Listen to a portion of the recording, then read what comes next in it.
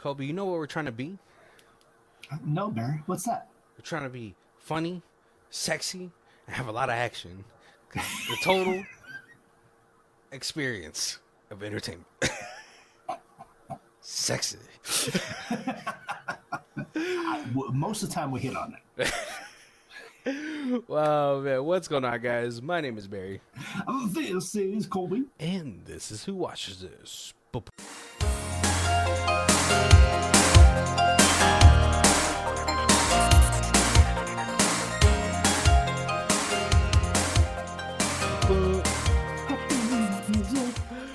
What's going on, guys? Welcome to the third week of Comeback Month. Comeback Kid. No, if you guys haven't been following us, if this is the first time you guys are watching us, this is going to be it's the month that we're doing a whole bunch of actors coming back into the limelight, and so hopefully you go watch or listen to the rest of it. You know what I mean? Right, yeah. Like every month we try to theme it up. Yeah. So, and yes, what a better way to start the year. And it's funny because like usually we try to do like kind of obscure movies, but this one we kind of allowed ourselves. You know, I feel like this year we have to do a little bit more, just a little bit more obscure popular movie. It's like an oxymoron. This is still pretty, like it got reviewed really well, but it wasn't talked about, I don't think. Like, cause I didn't even sounds terrible. I didn't even know about this till you pointed it out. Yeah, no, I remember like when it came out, a lot of people were talking about it, and it's just kind of like one of those movies you're like, oh, let me put that on my list, and then you just never get to the list. Right. I got a lot of movies on that list.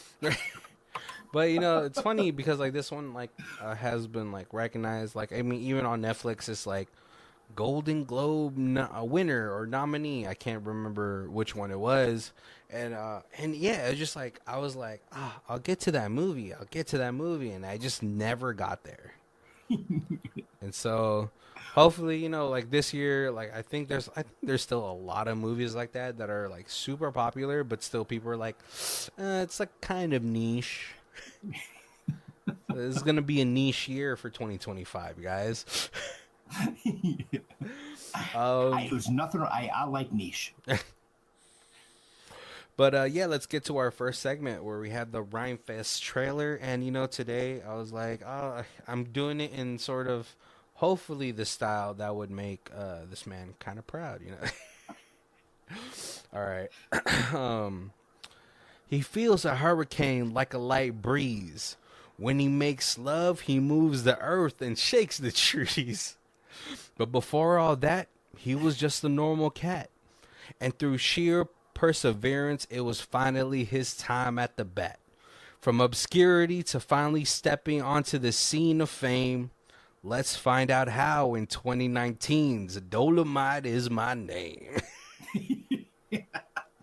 It almost feels like a Al Sharpton thing. But I feel like Rudy Ray Moore, who is a real person. Right. You know, even at the end of the credits, is that he was like the godfather of rap. And today's movie is really I guess sort of more of like the comeback of Eddie Murphy into the limelight. You know, he took a long break. Right. Yeah. I mean, it was like well deserved though, right? Like I feel like he had done so much in the 80s and the 90s. And a little bit of the 2000s family movies that he did with the Dr. Doolittles. Right, yeah. And I guess as an actor, like sometimes you just get to the point you've done enough. You're like, I gotta take a break, right? Because I mean, and enjoy the money. Especially got Eddie Murphy, who plays sometimes 4 or 5 parts in his own movie. and I feel like it was almost kind of like. It almost felt like for him, it was becoming sort of this, like, trap that he had put himself in. Like, the Nutty Professor movies were, like, such a huge hit that, like, almost every other movie that he was doing, he was, like, almost required to play at least through 2 to 3 different people. You almost expected it, right? Yeah, and I feel like for him to sort of get away from that, he was like, let me step back, let me enjoy all this ridiculous money that I've made over the years. And he's got a handful of kids, so like it's like you gotta take some family time. I mean, like Yeah, just if you're away, because when you're on like a movie set, like you're out of town. yeah, for months at a time. Yeah, And all that. So like it was nice that like yeah, 'cause for a while I was like, man, where's Eddie Murphy been? He has been gone for so long. But also it's just like it's funny because like growing up, I grew up with Eddie Murphy with like the Beverly Hills movies, Beverly Hill Cop movies, and then he like got into the whole like doing the family friendly. And then, like with the Doctor Dolittle movies and all that stuff, and then Nutty Professor was still pretty family friendly. It was a little raunchy, but it wasn't too like over the top, right. Yeah, yeah. right? But you grew up with like another like 48 Hours Eddie Murphy, and like Eddie Right. Murphy Oh, yeah. Raw. Even when he was a stand-up comedian, but he Yeah, was like, as I look back at his whole story from like Saturday Night Live, stand-up yeah, comedy, getting into movies, and like the whole shebang. gambit of movies, like it really reflects this movie quite a bit. Yeah. So if you guys don't know, this movie came out in 2019. It stars like a plethora of like really funny actors. It had, So like yeah, like uh, every even in the backgrounds of like non-speaking roles, there's like people you recognize yeah. from other things. Like the main cast though was like Michael Keenan Key. I forgot his whole full name. Uh, Snoop Dogg was in there. Craig Robinson. Chris Rock makes a little cameo in there. The guy from Unbreakable, Kimmy Schmidt. Yep, Yeah, yep. he was in Titus Burgess. Titus Burgess, freaking Wesley Snipes, who I feel like, Right, has a decent part in there. and I feel like, And it's a very different role for Wesley Snipes. It's kind of fun. but like it's funny because like Wesley Snipes before he had a couple of like kind of comedic roles, and then he fell into the whole action thing. Yeah, But I feel like yeah. Wesley Snipes is super hilarious as like also just like as a comedic actor. Who played Lady Ree?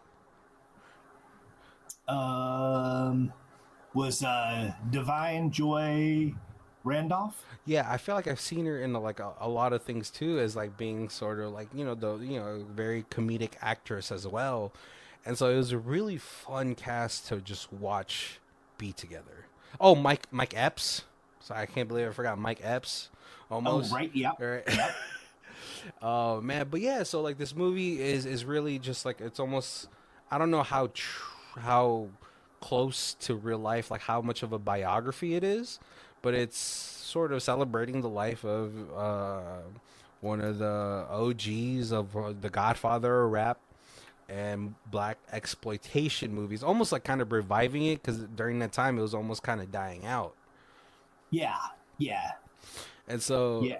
like, let's kind of get into this movie. This movie starts off with like Rudy Ray Moore. He's in the DJ office of Snoop Dogg, and he's like trying to have him play some music, his music.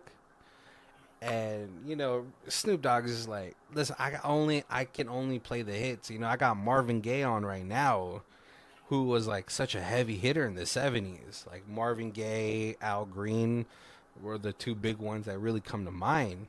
And he's like trying to push all these. And he's like, "Oh, come on, play this one. Ring a ling a ding dong."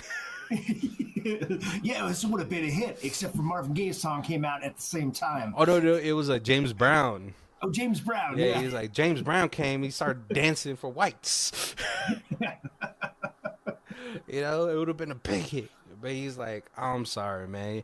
And like Snoop Dogg he's kind of like he's someone who's tried to chase his dreams, his character, but he's like, I didn't want to end up being a DJ at a record shop. right. Because I thought it was like actually like a DJ booth, Yeah, and then they kind of pull out, and it is actually just the little DJ stand in the back of like a Tower Records. Right? Yeah, it's like maybe like the 5 mile radius or whatever it is over there, right? And Rudy works at this record store, and so after work, he goes home, he puts on a suit. You're like, oh, okay, Yep. maybe he's gonna go out for the night on the town, but no, he has a night gig at a club doing. He's like the MC, Yeah, yeah. and the jokes aren't really landing. Yeah, they're the jokes of somebody that just needs to fill up 5 minutes of time. Yeah. You're the person who's just like waiting for the next comic or musician to come up. And it almost looks like like the person who owns the club. It almost looks like he's gonna fire Rudy, but Rudy's just so like he's just so in your face, but like in a good way. Yeah. And he's kind of like he's begging this guy. He's like, "Come on, man, let me get my own set. Like I noticed my name wasn't on the board outside, you know." And he's like, "Come on, like give me 15 minutes." He's like, "No, Rudy, you just gonna have to go and do your 5 minutes, and that's that." Right. Yep. Yeah, and so like and then obviously Craig Robinson comes up and he does it like he's like you're hot like chicken grease or whatever.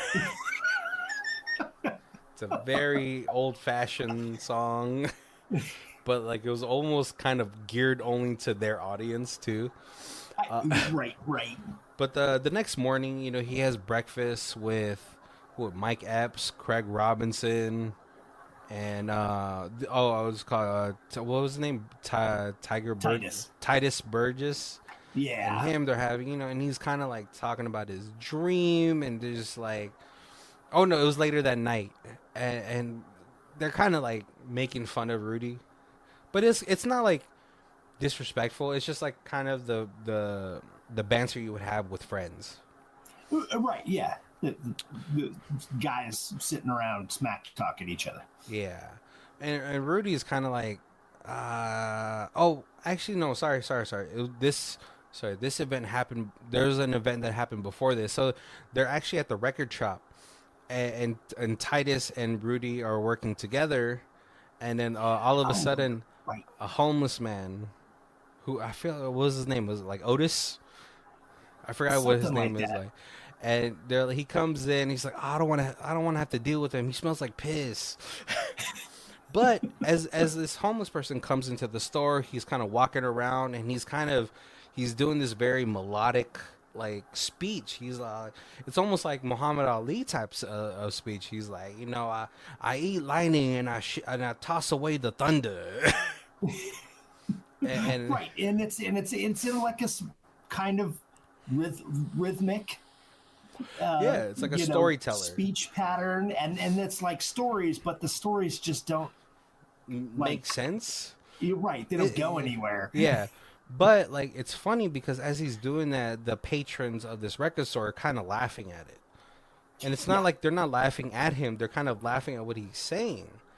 And so during that time, he does another thing at the nightclub. It kind of just bombs again, and then that's when they go out to the diner. And this is where Rudy's kind of like, he was kind of getting some traction. Otis was kind of getting some traction in the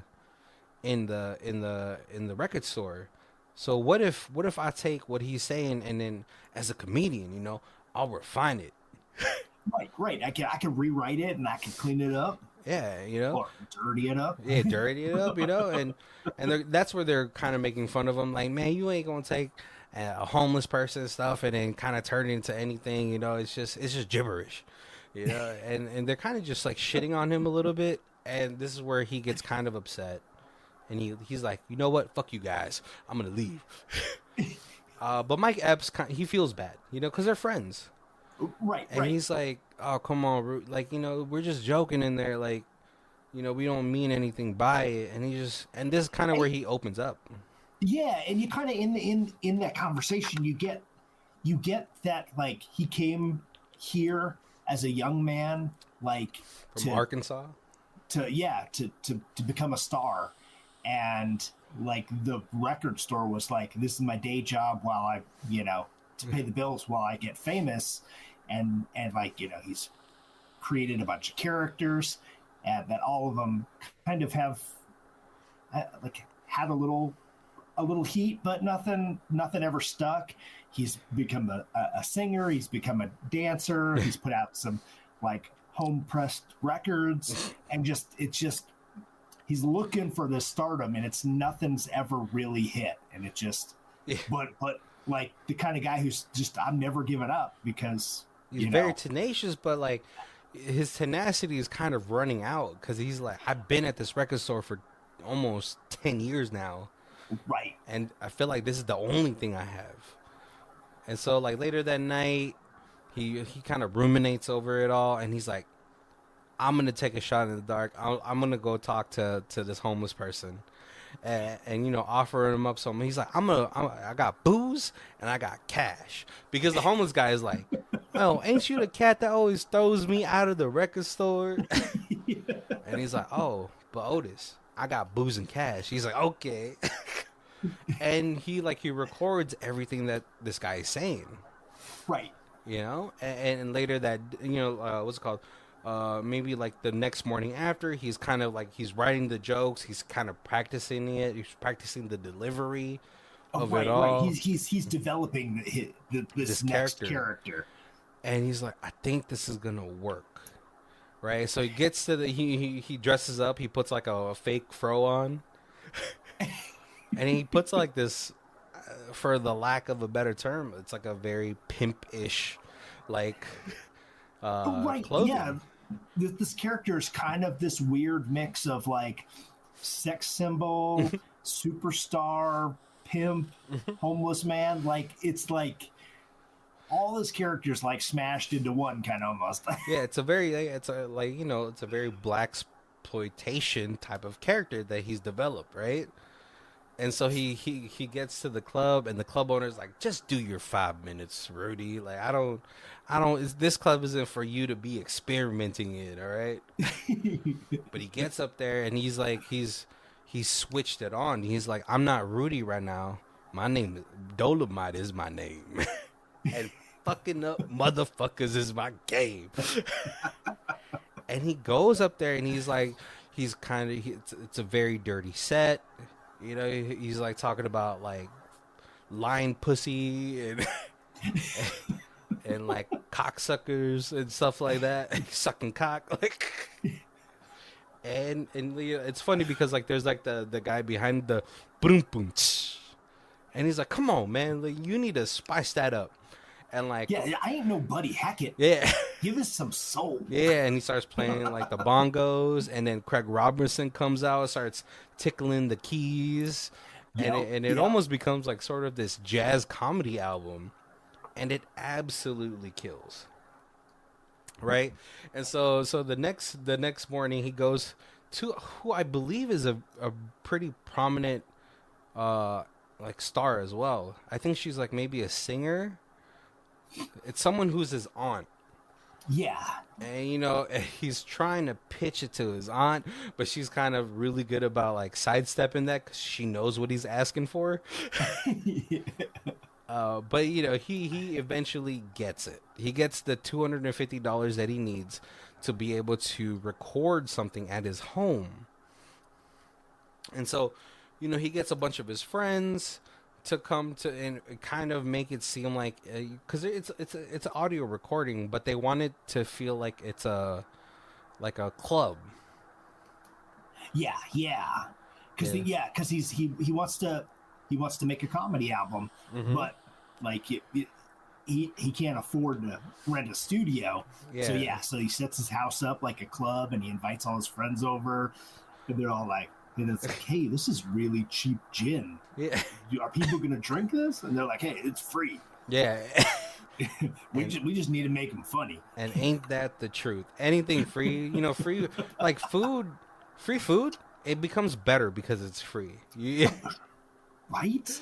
Oh, man. But, like, it kind of kills. And so, like, when he presses it, he brings it over to, like, a record, like, label. And they listen to it. And the guy's like, listen, man, it's just too filthy. You know, you can call somebody a cocksucker, but you can't say someone's like a man is sucking cock. Yeah. And so, after getting like the refusal of saying it's like record stores are family friendly places, like kids going there after school, like we just can't sell it. It's unmarketable. Right, right. So then Rudy's like, all right. So he gets together with his friends and he's like, we're going to do this ourselves. And they kind of like, they make it sort of like, I want it to feel illegal to get this. Right, yes. We're only going to sell it out of trunks of cars. We're going to make it real hush hush. It's like that food truck where like, the one food truck that's good and you have to like be in the know to where all right, or you just have to be what lucky. night of the week it's going to show up somewhere so you can get your, carne asada or whatever. It's like it's the oasis in the middle of the desert type of like that's the feel that they're going for. Even like even their little label or whatever it is, it's like a little devil. Right, stamped little devil. Yeah, and it kind of it kills. It starts to spread around the neighborhood. People are picking it up from the trunks and all this stuff, and then it starts to garner the attention of another record label. Yep. Because they're like, hey, did you see this? This guy is like killing it right now. Like I heard it from a friend of a friend, and it's hilarious. And I think we can publish this. I think this is gonna be great, right? And so they do the like they what's it called? They make a deal up and everything, and then they shoot the photo shoot, and it's like. And they're like, hey, we'll have our art director come in here and give you some ideas. And he's like, oh, no, we know what we want. It's going to be, her's going to be naked on the couch, and I'm going to be naked standing behind her. Yeah, it looked like we just got done fucking. and that kind of, it rose from one album to like 4 or 5, and he starts to tour. It's mainly like more black dense populations, but he's killing it. He's selling out and everything. And one day he's at a club, I think maybe somewhere down south, and he's like watching everybody, and he sees this one woman like she gets slapped by her husband, and then she like decks him in the face. Oh, right, yeah, because he's not even on stage. He's like standing backstage waiting to get up. Yeah, and he's just kind of like watching the audience, and he sees this happen. Right, but he goes up there, he kills it, and then towards the end of the night, she's still there, and they start kind of chatting together, and she makes him laugh, and he's like, you know what, Lady Ree, I think you can come on the road with me. I think you could do this. And he's like, I was standing back there. And I was looking through the whole audience, and you're the only person who had a spotlight on them. Yeah. Very, like, and it's not like, it almost feels like, not like, how like execs are like kind of predatory. So is that, but him, he kind of comes with a much more like wholesome, like very heartfelt, like, I think you got something. Right. And I want to bring you on, like trying to help, the people that's around him. And so they actually do like a little small, very intimate type of gathering, and they do like a little country song together, and again, very dirty, but everyone's laughing about like it. Dirty Dolly Parton song. Yeah. Exactly. But Lady Ree is excited about it because she wants to escape her husband and she wants to give her son a better life, and so I believe she ends up moving to LA with Rudy, with her son. But when they get back, everyone's like, damn, Rudy, you making all this money. Like, that's great for you. They're genuinely happy for this guy. Right. Which I was like, really, like, I was like, oh, that's awesome. And they're like, oh, it's Christmas, man. Let's go watch Blackula. The Blackula movie. And then they're like, no, let's watch this other one. It's a predominantly white film. But they're like, we heard it got great reviews. And so as they're watching this movie, it's like Mike Epps, Craig Robinson, Eddie Murphy, and Titus. And like all the white people are laughing.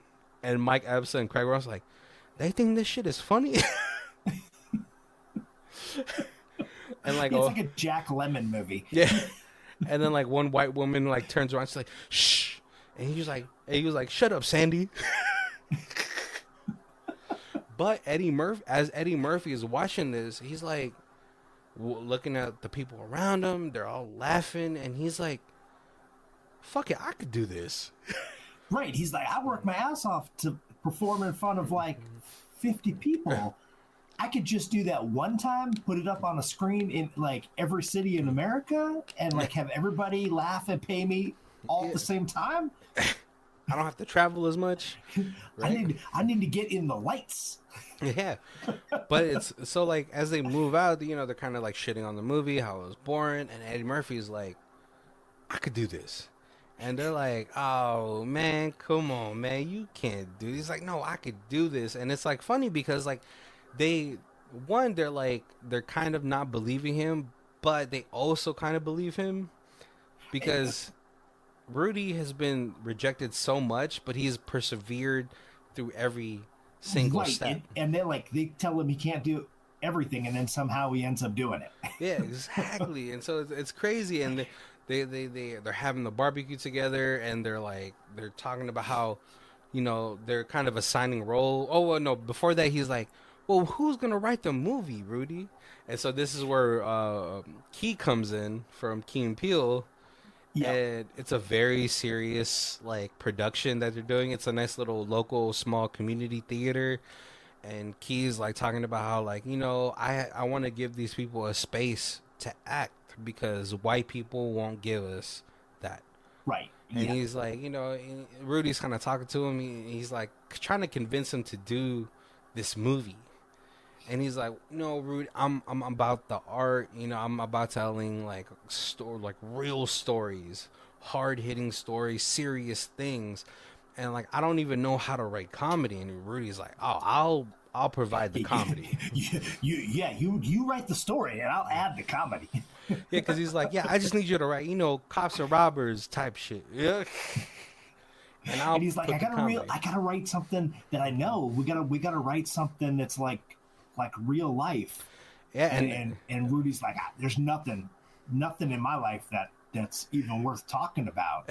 He's like, there's gotta be something. He's like, no, man, it's just me struggling and me going through the system and the city and dealing with Whitey and my dad not believing in me and I watch a pimp smack a whore. And he's like taking notes. He's like, yes, no, we can write a movie about this. Yeah. And so they start to brainstorm together. But Rudy's like, all right. And then at some point, I'm gonna do some kung fu. And maybe we'll have an exorcism. Yeah. And all of a sudden, he's like, what? Where are we gonna? Maybe we'll save the devil for another movie. Yeah. But like they kind of like come together at this, and then they go to the barbecue and. Like, he's like kind of assigning things. He's like, yeah, Mike Epps, you're going to do like the props and design and all that stuff because you got all that shit. And then Craig Robinson, you're going to make the theme songs and you're going to do the movie scores. And Titus, you're really good with numbers. So you're going to finagle all the numbers around. Yeah. And you're our producer now. Yeah. You're in charge of numbers. Yeah. Well, he doesn't even know what half the things are that he's assigning. Yeah, but he's kind of like let's fake it till you make it type of situation, right? Oh, right. And then he goes to to get backing for the movie. He goes to the people that produce his records. Yeah. And they're talking to him, and they're like, Rudy, we can give you the money, but if this doesn't succeed, we are gonna own the rights to everything. Right. Every recording that you do. We'll keep selling your record. You'll just never get paid for it. It's ours. And he's like, whatever. He's like, I know this movie's going to be big, so let's do it. He's like, I got to believe in myself. Yeah. Yep. And so, and they open up a set, which was like kind of pointed out to them by the homeless people. They're like, yeah, that's the Dunbar Hotel. It used to be this amazing hotel, but now only junkies live in there. But they all kind of come together. They clear up this whole situation from the junkies, and they clean up the hotel to make it sort of the Dolemite Studios. Right. And then Key is able to provide the people that are going to shoot it, do the audio for it and everything. because he has some pull with like, he teaches like acting at like UCLA, or I think he has like a program for it. Right. So it's the student film Yeah. makers are all going to come in and do the camera work. Yeah, but they're gonna, they're gonna do it for a little bit cheaper. Student people, you can kind of, You undercut a definitely little can bit. kind of, Yeah. I owned a store. These high school students work way cheaper than skilled labor. Right, like a true conglomerate over here. But they're kind of like, I don't know. They're like, come on, man. We need you. You look like that. Whoa, God, what was his name? It's not Stanley Kubrick. It's the Alfred Hitchcock. Oh, yeah. He kind of like butters them up. It's so funny because Alfred Hitchcock is like this big bald guy, and this like kid, he looks like he's 16. He's like 90 pounds, like long hippie hair. Lanky. And he's like, oh man, you totally give me Alfred Hitchcock vibes. But like, when you're thinking about that as like as a filmmaker, you're like, oh, thank you. Alfred right. Hitchcock is such a He's like, prominent oh, figure. yeah. And like, it's funny because as they're kind of like setting everything up, they go to a titty bar and run into one of the actors from Rosemary's Baby, played by Wesley Snipes. Right. And they're trying to pitch it to him, but he's like, "Oh, I'm sorry, I'm a very serious actor. I got an agent and everything. So you coming up to me at a titty bar isn't really my thing." But they entice him with like, "How about you direct it?" Right, yeah, because he asks, he's like, who is the director anyway? Yeah. And he's like, You. do you want to direct Yeah. it? And all of a sudden, like, twinkle, twinkle, stars in his eyes. And so yeah, they're finally acquire this crew, and they start shooting it. But as like the Dolemite or Rudy is like, he's running his lines, he's kind of getting into the character and everything, and they start to shoot it pretty successfully. But Wesley Snipes is like, this motherfucker don't know how to act. Like, he's doing karate moves, and he's talking to Nick. He's talking to Nick, who's the Alfred Hitchcock kid. And he's like, is there any angle that you could shoot this at where it looks like he actually knows Kung Fu? And he's like, not at all. And like, they're doing like a bunch of acting scenes. Like, it's funny. There's like a little car chase scene, and Mike Epps is like, I borrowed this car from my cousin. We can't get a scratch on it. And he's like, it's fine, Mike Epps. And they end up blowing up this car. Which is like, now this movie didn't just have to be successful for Rudy. It had to be successful for Mike Epps. Because you can't go back to your cousin and just be like, we blew up your car. And it's funny, like, one of the main contentions, or like the main problems for Rudy is like, he's like mad. He's kind of mad at Key because he's like, why did he have to write a sex scene in here? And Lady Ree, who's sort of his like support system, where he can kind of be like a little bit more vulnerable. She's like, well, damn, Rudy, you got all these half naked bitches around this place.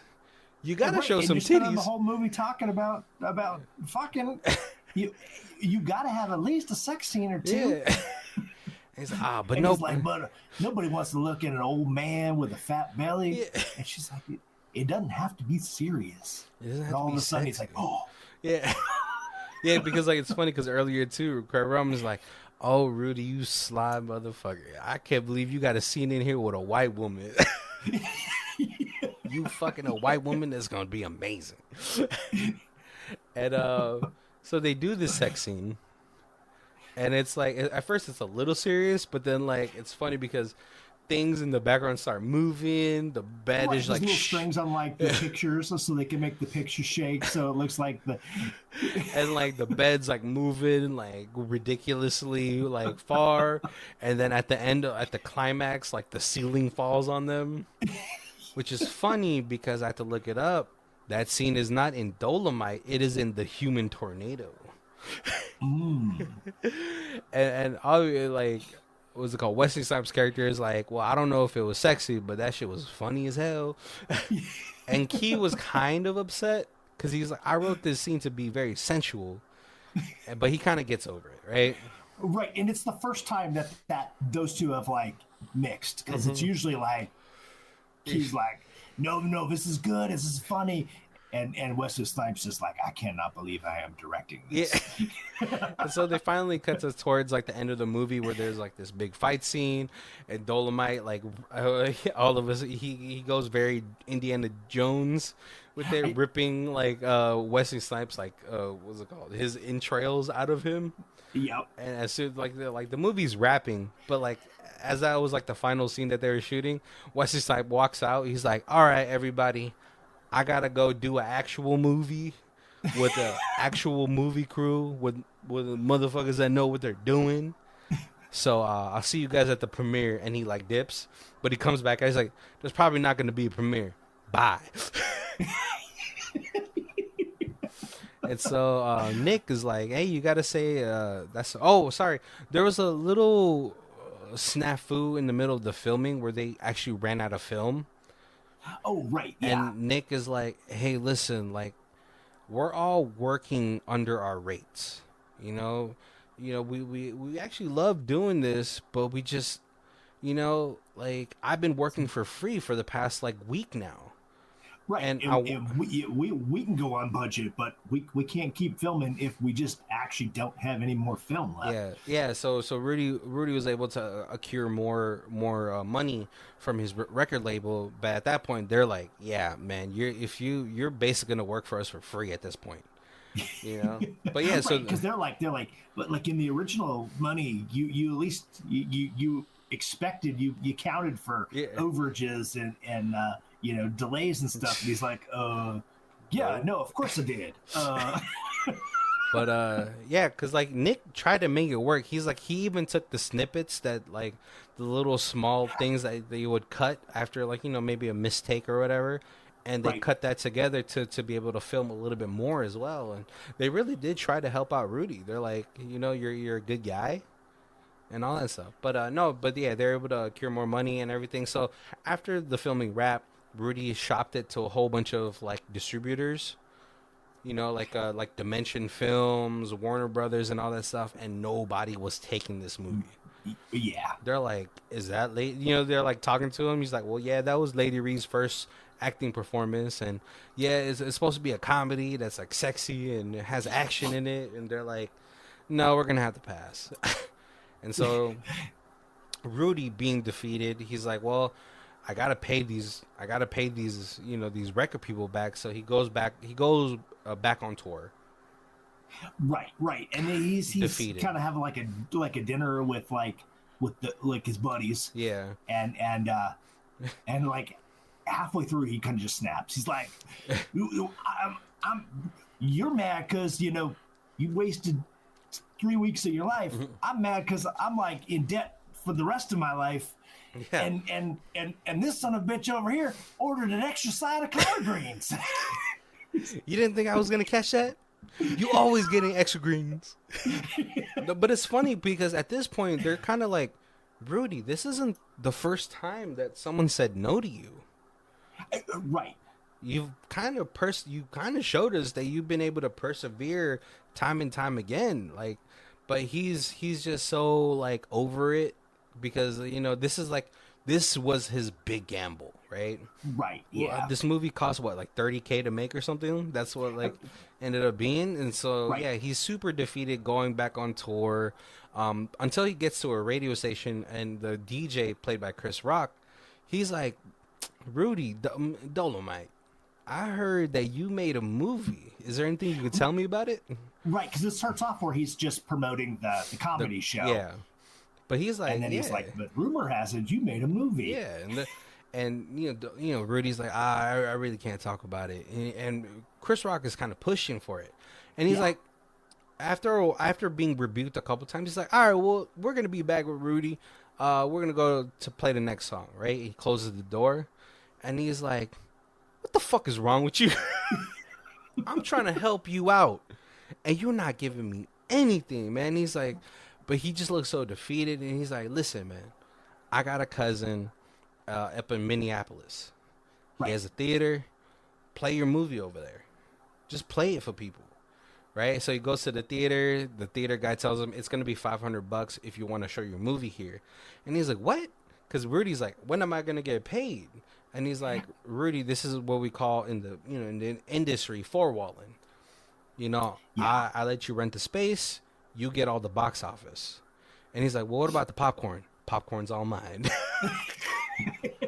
And so Rudy, he's like, there's a glimmer of hope. And so Yeah. he calls his people. Hey, he's like, I need you to overnight the film to me. And he starts to promote it to everybody. He's like, oh, hey, Dolemite, Dolemite here, Dolemite, we're going to show this movie. And Right. He's handing out flyers. He's driving around with a megaphone in his car. and he's like, what's up, baby? I'm gonna see you at the movie theater, right? and at first he's kind of like nervous. He's like, oh, no one's gonna show up until like one Right. person And now comes. not another $500. Yeah, and then one person comes. He's like, "Can I get a ticket to Dolomite?" And his friends comes like, "I'll make it 6." He's like, "I'm tired of paying for you broke dudes." And there's a huge line outside, right? It's so, and then he's like, kind of like, "Oh, it's a glimmer, it's a glimmer." And then the movie theater's packed. Everybody's laughing, and then Chris Rock's cousin comes. He's like, is this? I was expecting sort of a Shaft situation, like it was going to be sexy and action. Is this supposed to be a comedy? He's like, it's sexy, it's action, it's this and that. It's the total entertainment package. He's like, well, I mean, it looks like you made a lot of money today. Right. Everybody looks like they're enjoying it. So Rudy's super excited. He's going on tour with his film, showing it, forewalling a whole bunch of different like theaters until like the box office comes and Dimension Films sees like a list of movies that are like kind of hidden. And he sees Dolomite has a 98% like sold out rate or something like that. Yeah. So they call him. All the other movies are like 50 to 75, and he's like, all of a sudden there's like this movie's got a 98% sellout rate. Yeah. So they call him, and it's funny because like Rudy gets everybody. He gets Mike Epps, Craig Robinson, Lady Reed, Titus. He's like, I need everybody to take us seriously, so I need you guys to come in as like my crew. And he's like, damn, Craig Robinson, you got some hot sauce on you. Come on, man, fix that. So they get into the exec board with Dimension Films, played by Saul. Yep. Another great cameo. And they're kind of bartering, Rudy's like, I'm not going to be taken advantage of. But Saul is like, listen, man, you can go out there. You can try to do the on your own route. But you could four-wall it all across this country, but it's going to take you 5 years to hit every theater. Yeah. You talk to us, and we'll have you in every city in like a week. Exactly. And they almost have like this very tense moment. Rudy's like, I'll kill you type of situation, right? and Rudy, like Saul is kind of like nervous, because he's like, he's a very opposing figure. Right. And he came in not as Rudy, he came in as Dolemite to promote his movie. But then Dolemite is like, how about we talk about it on the first quarter profits? Yeah. And they celebrate. Everybody's like hyped. Everyone's getting dressed up because they're, they kind of rolls over to the situation where it's they pay back the record execs. They're like, guess who paid us back? And it's like with the same little devil stamp that they use. And, they all get ready to go to the premiere. They're all excited. But then as they're going to the premiere, they start reading the reviews. Yeah, they're like, this movie was horrendous. But like Rudy kind of sees like the silver lining in all the hate, right? Because he's like, not even a blind dog should watch this movie. But then Rudy's like, because of all these bad reviews, people are going to be like, how bad is this movie really? Right, And they're going to right. want to watch it. But like, Yeah. but that, When a review is like, this is so rude and so crude, not even a blind dog should see yeah, it. That says everybody needs to see it. exactly, right? And which is so true, right? But then, like, as they're kind of going to the movie theater, like everything becomes kind of sullen in the limousine until Craig Robinson looks out the window and he sees this enormous crowd. Yeah. And then like they tell the limo person, "Hey, put the wall down so everyone can see." And oh man, like the weight on the shoulders just lifted. Right. And like they're the guy who's hosting the movie, he's like, you guys gotta come in. My theater isn't big enough to handle this type of crowd.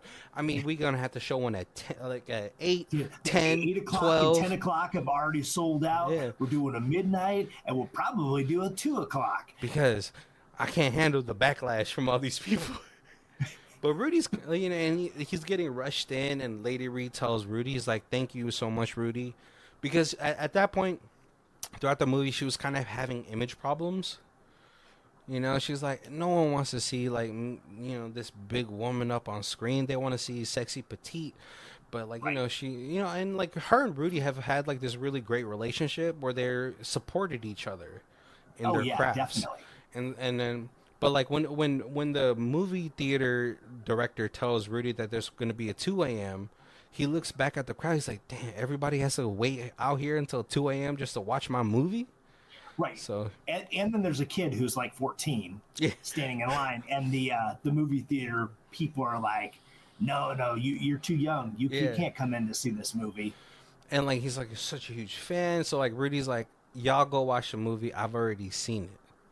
I'm Yep. gonna go hang out with my fans because I can't let them be out here till 2 a.m. without knowing Dolemite. And he first goes up to the very young fan. His dad is like, I'm sorry. Sorry we couldn't get an autograph. Like you, but being a really great dad. Right. He's like, maybe next time, we'll try it again next time. I know he's your hero, but Dolomite comes and he's like, excuse me. It, really great though. It's like it's a very John Cena-esque type of attitude towards fans. Right. And he's like, who are you? And he's like, oh, I'm your biggest fan. I listen to all your records. I'm even trying to put an act together. And he's kind of battling, not battling, but he's showcasing. Like, well, let me see. And he's all like, Dolomite and Titanic. My career about to be gigantic. He's like, whoa, I can't let you. I can't. Oh, I got a little competition. But he wants to get to more of the crowd. But he's like, let me bestow upon you this, and it's like Dolomite's little pimp cane. Yo. And he goes out and he entertains the crowd, and he's killing it. He's like, I know you guys have to be here till 2 a.m., but I can't let you stand out here without a little bit of Dolemite. And super kills it. And then the credits start to sort of roll, but it gives you a little backstory of like what happened after that. The movie made like 10 million or something Right. like that. Just huge for that. Like 1975. Yeah. And they talk about how like Rudy Ray Moore ended up doing like 7 to 8 more movies, and like how a lot of hip hop artists credit Dolemite as being the grandfather of rap. And the movie was dedicated to Charlie Murphy because he had passed away in 2017. Right. But yeah, just such a like really great feel good movie, right? All right, before we get into our thoughts about this movie, let's go into our other section, high star, low star. So we got a 10 out of 10. Oh, there was a bunch of 10 out of 10s. But we got a 10 out of 10. Dolemite is dynamite. I just watched the film because I was not feeling the cheeriest and I needed to laugh. What better way to watch an Eddie what better way than to watch an Eddie Murphy joint? Well, he did not fail me. I laughed through the whole flick. It was not just funny, but it was uplifting at the same time. I remember these films with the real Dolemite, and I did not really like them. But I was young and I didn't really get the irony of it. I wish I would have understood that the dumbness of the films were really the best part of the cinema. Thanks, Eddie, because you and the rest of the cast did your thing. Funny, but the way life is now, no one would give you the time if you were not a big star. And by chance, all hands on deck was just getting their feet into the industry. So Dolemite caught everyone at the right time. Funny and touching. I loved it. And then we have a party pooper 1 out of 10. If you like smut, you will like this film. Rudy Ray Moore promoted and capitalized on the scatological smut, and it's a shame that it was deemed worthy of a film. I stopped watching to research the history of Rudy Ray Moore. Yes, Eddie Murphy did a fine job in portraying him, and the film had admirable production qualities, but the subject matter is irredeemable. This film just perpetuates the idea that black community approve and promote such vile content. Shame on Eddie Murphy and the promoters of this film. Boo, boo, 1 out of 10, boo. Because like I feel like a lot of people, like when they deem things as smut, it's just things that aren't in your life. But for like, you know, a lot of black exploitation films, like I've watched a decent amount of them, and they're really just caricatures of real life situations, you know? Right, just an exaggeration of it. Yeah, because that's comedy. Every comedy is funniest when it's built off of truth. Yeah, and you just exaggerate, like, you know, the details of it. And especially during that time, I feel like people just needed something to laugh with or, like, to laugh at. Because for some people, they might have watched these, like, black exploitation films and seen, like, little parts of things that are, like, that is sort of my life. But you put the ridiculousness in it, and it's like, oh, I could laugh about it because I know where it's coming from. But, you know, it's like, this is just so exaggerated. It kind of creates a levity to what might be those people's, like, real life situations. Yeah, it's interesting because I actually own a couple Dolomite movies. Oh, you do? And I was like, because I love cheesy movies. Like, so I thought they were hilarious. I had no idea that there was, like, my brain never spread it out. Like, the kids now, if they went and saw, you know, Eddie Murphy in whatever, another 48 Hours Part 3 or whatever just came out. And that was like their first introduction, or their introduction to Eddie Murphy was Beverly Hills Donkey. Cop? Yeah. Yeah. Oh, yeah. They don't know that, you know, Eddie Murphy actually, he put out a singing album. He was like this cross-culture stand-up comic that, like, broke all kinds of records with his you know, videos and stuff. So, like, I watched the Dolemite movies and, like, I thought they were hilarious, but I never realized that how much, like, that there was a whole Rudy Ray Moore generation before, you know, like, there was a whole story before that. And just the appreciation that this was built on a shoestring budget, like, you know, and people and, like, the friends just came together to just this is like garage band kind of production. Yeah, this almost feels like Sam Raimi's, like, version, you know, of, like, Evil Dead, where he just had his friends do it. Right. This is yeah, sort of that too. And it's you know, obviously me and Kobe aren't black. So, you know, it's hard for us to, like, you know, for people to just be like, what do you guys know about black exploitation films? I did kind of grow up on a fair amount of it because, like, you know, besides Bruce Lee, you know, it was just white movies.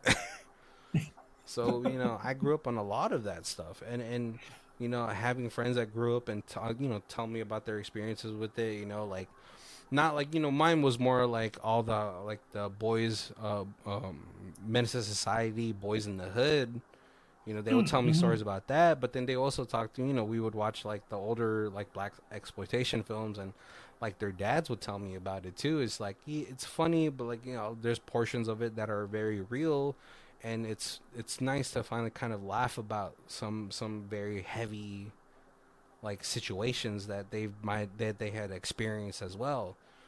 And so I think that like you have to like it's you have to take those into consideration. It's not really just like this is smut for smut's sake, but this is just yeah.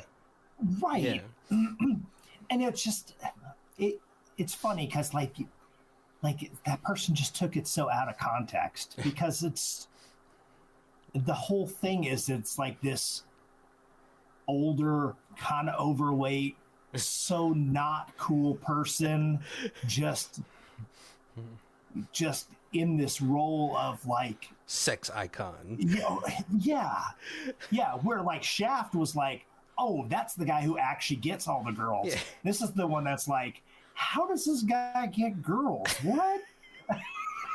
Exactly, and it's funny too because like if you ever want to watch a more modern like black exploitation film that's like obviously just super slapstick, you could also watch like Black Dynamite with Michael Jai White.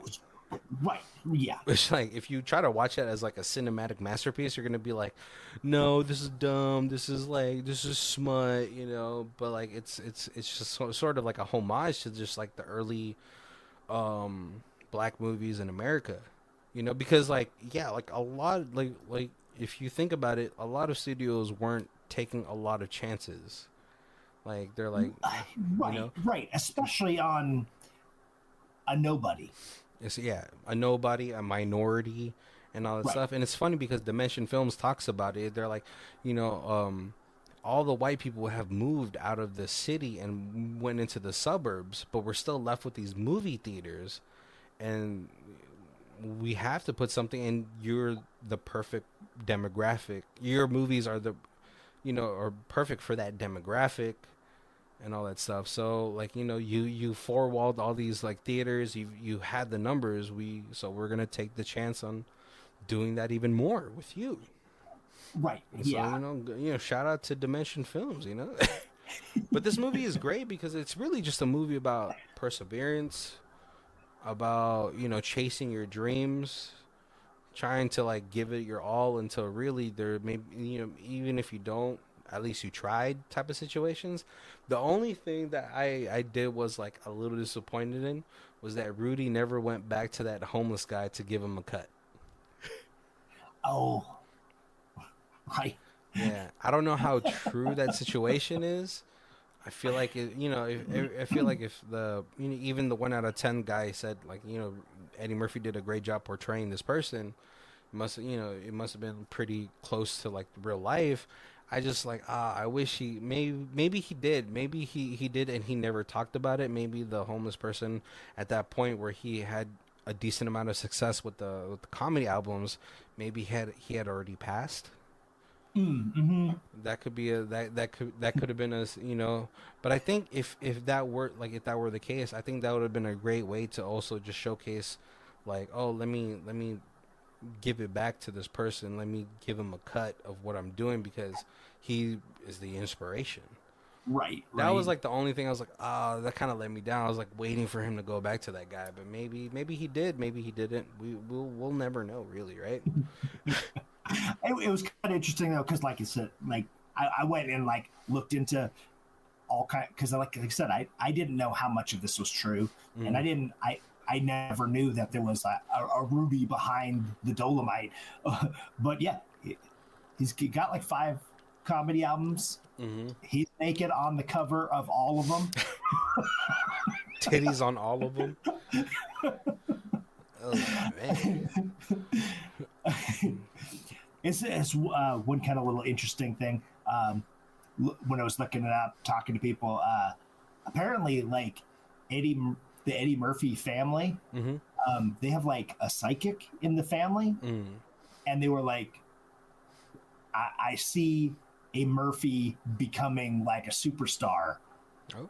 and so all the Murphys, like all like tried to do something in Hollywood, like tried to sing and tried to dance and then even when like Eddie kind of got picked up and started to the other Murphys were like, no, you're funny, but funny's not famous, so you're not the one that's gonna make it. So they kept trying. But that's awesome because it also like it showed Eddie Murphy's perseverance to like, you know. Right, there's so man, knowing a little bit about Eddie Murphy's story, you can see a lot of similarities of the tenacity, the you know, the perseverance. let's do this, and then it succeeded. What's next? Yeah. Let's go.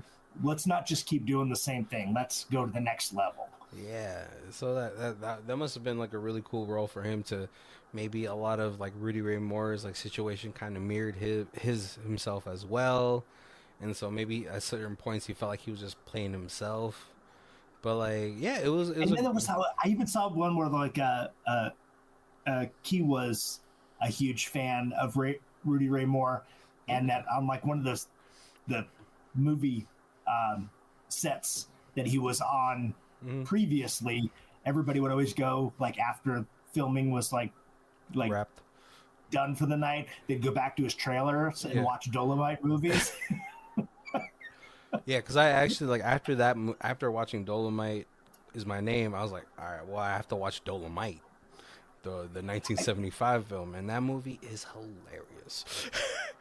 And really, like the scenes that they show him filming, they're like scene for scene. Yeah, it was cool. Yeah, because during like a little bit before the roll of the credits, they showed like clips from the Dolemite movie, and even like Human Tornado with the sex scene with the white woman. Oh man, but we're coming up to our hour. I want to thank everybody for joining us. Make sure to check our links down below where we have, all of our social. Oh, sorry. Make sure to check out the rest of our months. We have a whole bunch of theme months for you guys. We've been doing this for 5 years now. Right? Yeah, we're 250 or something episodes out. And there's got to be something there for you because we have a bunch of themes. But we do our reviews in 4 different sections. We have stream it, DVD, Blu-ray, and the Ultimate Box Collection. Kobe, where you at for this one? Oh man, this was fantastic. I would love to watch this again. I'll make other people watch this. This is Blu-ray. I can't. Blu-ray, and you throw some like the actual Dolemite movie in there, or one of his comedy albums or something. A box set with like the Dolemite movies, and then this. I'd go that Ultimate Box, right? Yeah, same. This was fantastic. Yeah. Same for me, yeah. Like Blu-ray easily, and if there's an Ultimate Box Collection with like this movie and all 7 Dolemite inspired films, be pretty freaking amazing. Such an easy. And one of them does have an exorcism in it. He's like, I'm getting that exorcism one way or another. Yeah, because the Exorcist came out like almost around the same time, right? Yeah. So he's like, I gotta capitalize on that. But thank you guys for joining us. Make sure to check our links down below where we have all the socials where you can contact us. Yeah, we got our Twitter, Instagram, Facebook, Threads, Instagram, Facebook. I don't know. So many. TikTok, if it's still around. TikTok. If it's still around. But thank you guys for joining us. My name is Barry. This is Colby. And this is Who Watches This. If you guys want to check out does the theme music, it is Lee Rosevere. It's called Arcade Montage. It's on our album Music Podcast 3, and the Bandcamp is down below. Thank you.